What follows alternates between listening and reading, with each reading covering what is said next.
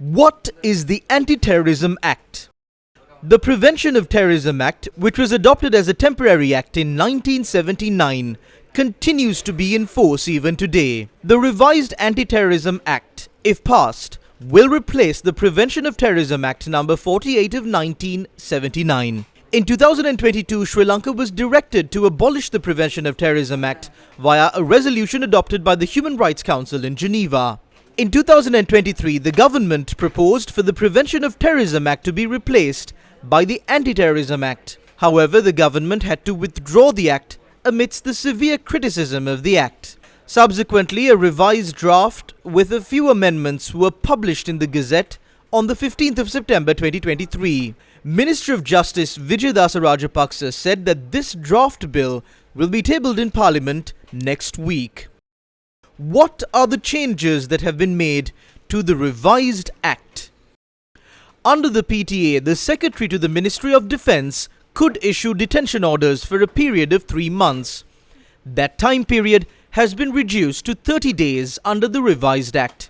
Under the new act, a confession made by a suspect before a police officer will not be considered a valid confession. Under the Prevention of Terrorism Act, only armed acts were identified as acts of terrorism, but under the revised act, even statements made on electronic media or print media could also amount to an act of terrorism.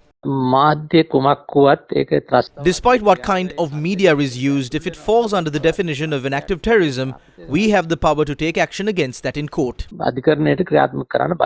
According to the revised act, a person who has a detention order issued against him could be released on bail by a magistrate. What has been identified as acts of terrorism under the revised act? Our act did not have a definition of what terrorism is. The court has been given the power to assess all the provisions of the act and determine if an action that affects the national security of the country or affects the daily lives of the people, threatens the lives of the people, or an action that jeopardizes national security can be interpreted as an act of terrorism. Under the revised act, police officers, officers of the armed forces and coast conservation officers can arrest suspects, and they must hand over the suspects to the nearest police station within 24 hours. What are the differences between the old law and the revised act? It has been proposed for the death penalty to be replaced with life imprisonment. The President is vested with the power of proscribing organizations and renewing it. While the Secretary of the Ministry of Defence can issue detention orders, the Inspector General of Police or an officer not below the rank of Deputy Inspector General of Police must request for a detention order in writing. The provisions relating to statements made on the media in certain areas brought under the purview of regional police officers remain unchanged.